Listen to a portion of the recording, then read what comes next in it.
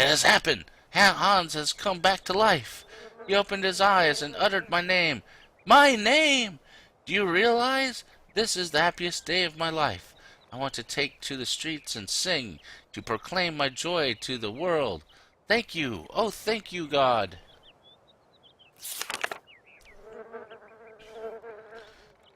What is this, 2 days later? 2 days later.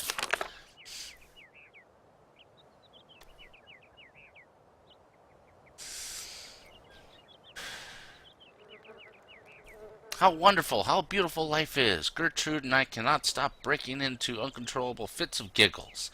Hans even wolfed down his meal today.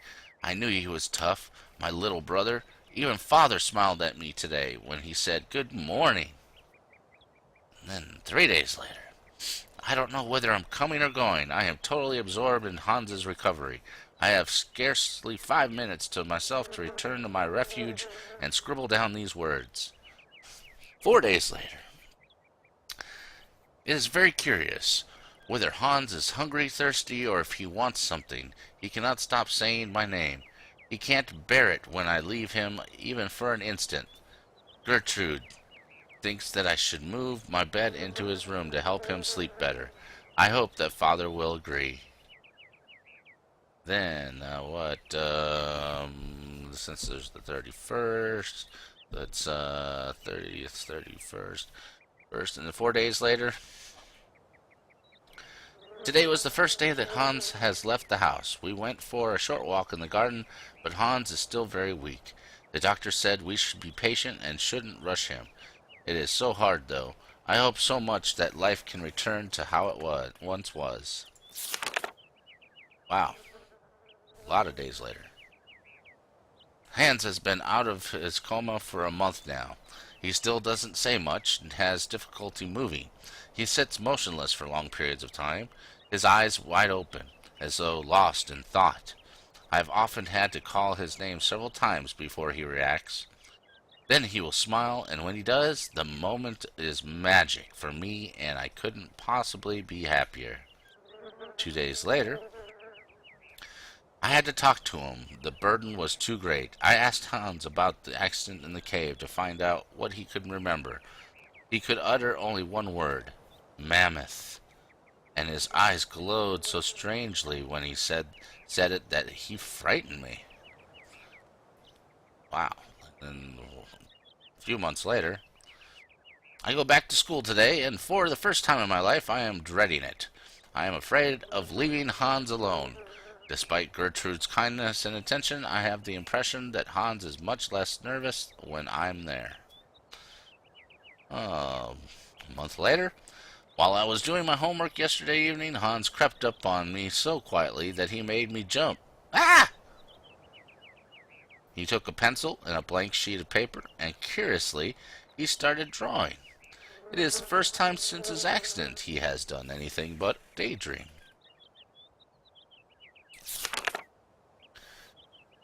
Hans scribbles almost obsessively. It is all he will do, all day long. I feel it annoys father.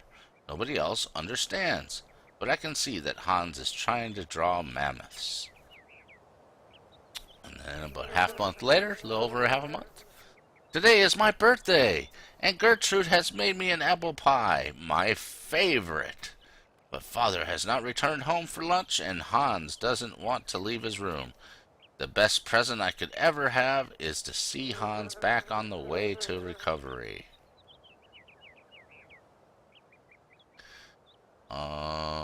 Christmas. Snow is falling. It is so beautiful. Okay, January 10th. The doctor visited to examine Hans. He seems happy that my little brother has fully recovered his faculties. It truly is a miracle. I don't understand why he doesn't talk more, though. Why isn't he livelier, like he was before? And a month later, it is Hans's birthday. Today, he is 11 years old. I have the strangest of impressions that actually he has lost 5 years rather than gained one more. 24th, the doctor has just left. I saw him whispering with father. Their serious expressions worried me awfully. What could they be hiding from me? I am grown up now, at the age of 15. You can understand you can un- you can understand everything. I am too scared to ask Father what is happening. I have been thinking, and it seems to me that Hans's attitude isn't normal. The shock of the fall and his coma must have had much more serious effects than we first imagined. Hans, my dear brother, what is happening to you? What? About a little over half a month later, I have discovered the truth. Hans is stunted physically and mentally. I eavesdropped a conversation between the doctor, father, and Gertrude. Gertrude buried her tear-filled eyes in her apron, and father muttered the word retard under his breath. How could he say such a thing? And then what? About a week and a half later, it is Easter, and we're on school holidays. This means I can spend all day with Hans and protect him from Father's permanent dark moods. He cannot accept the fact that Hans, his only son, will stay in this state forever. Next day? It is truly difficult to accept, but it is not Hans's fault. Mine, maybe, but not Hans's. I don't know how to make Father understand.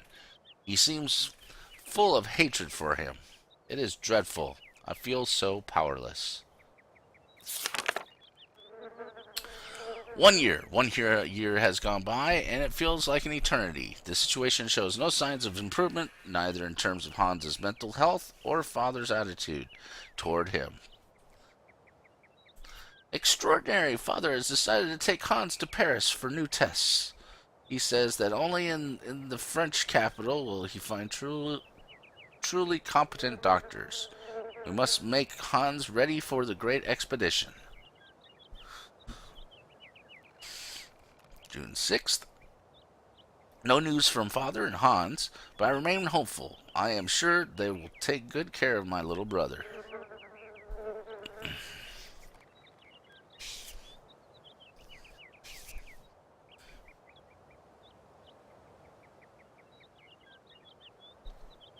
July 15th. They have returned! Hans rushed into my arms and started crying. It took me a long time to calm him down and get him to sleep. Father is still as taciturn as he was before he left. Or taciturn. Taciturn? I don't know, however you pronounce it. The French doctors have confirmed the diagnosis. Hans will remain physically and mentally impaired. I am stunned. The 28th of August. The summer is coming to a close. It has been less stifling than the last. The sun has put color in Hans's cheeks. When I look at him, I have difficulty imagining that he will not change. A few months later, Father still says nothing and increasingly shuts himself away in his office at the factory. Christmas. Gertrude tells me that love and faith triumph over any science. I lack neither. God be praised. January 12th. Father took Hans to the factory this morning. Hans was so afraid that I accompanied them. Fortunately, Father said nothing. I failed to understand why he insisted on bringing him there. On the 13th, Father left for the factory with Hans once again this morning. I think he wants to persuade Hans that he could be useful for something. It is his way of resisting fate. February 17th. For a month now, every morning, Hans has gone to work with Father at the factory. I'm not exactly sure what he does there, but he seems to enjoy it. I feel my brother's behavior has changed considerably. He is much less, what is that, capricious? Whatever that word means. And the 14th, April 14th. I could cry. Hans has made me a present. A small robot mammoth with a trunk that rises and falls. When Father saw it, he nodded his head in satisfaction. May 20th. Both Gertrude and Father now have their own robot mammoths. Theirs are even more intricate and finely tuned. Little brother is not such a retard after all.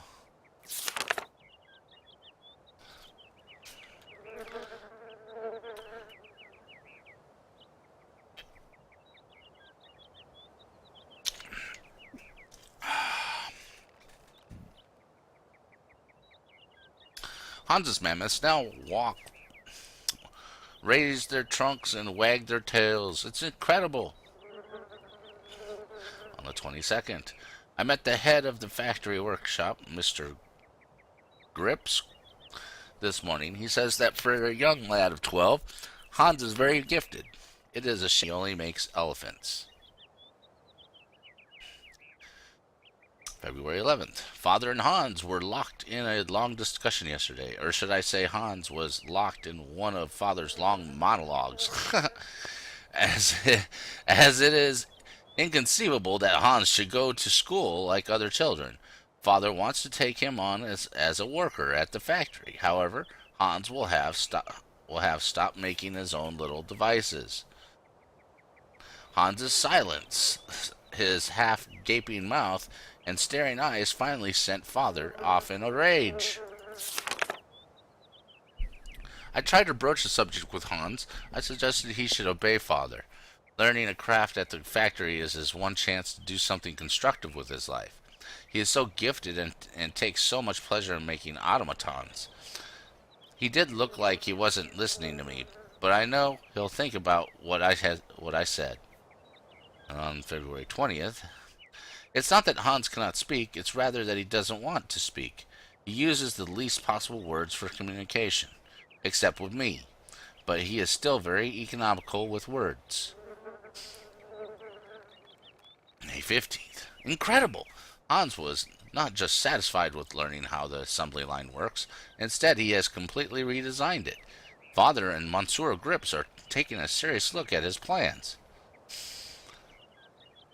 Father has wanted to talk to me about my future since I passed my exams. He wants to send me to university because he says my intelligence is astounding. My heart was beating so loud. It is true, I do love studying, but I couldn't bear to be away from Hans.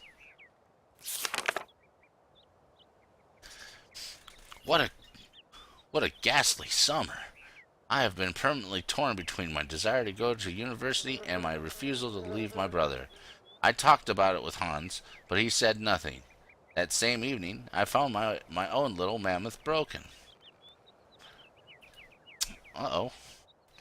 October 9th. Hans had another fit of hysterics at dinner again. Father announced that Hans's new assembly line would soon be finished. However, they have removed the automaton parrots that shout orders, as they were deemed superfluous. Hans was livid. He hurled his soup dish to the ground and stormed off to his bedroom. What will happen between the both of them when I'm not here? October 17th. Despite my scruples, I am finally leaving. Hans has not talked to me for a week. Father would not understand if I told him why I wanted to stay. My heart is so heavy. Christmas. It's so strange to be home. I had never left home for such a long time before. Once we were alone, Hans did not stop talking. Words just leaped from his mouth. How we laughed at his excitement. He presented me with a delightful little ballerina to replace the mammoth. He told me.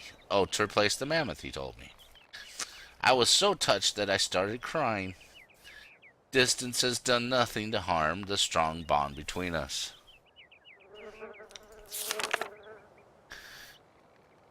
September 10th. Oh, damn. Wow, it's like almost a whole year. It is strange to pick up this diary once more. At first, my impulse was to tear it up, but I resisted, and instead succumbed to my second desire, which was to write for a while. I am alone in my attic once more. I have been home for 2 months now, and after a summer spent living with the intense joy of being reunited with my brother, Hans has returned to the factory. Father has aged so, and Gertrude's arthritis causes her terrible pain. A few days later, all in all, these last 4 years have been kind to Father and Hans. Their relationship is less tense. They still do not exchange much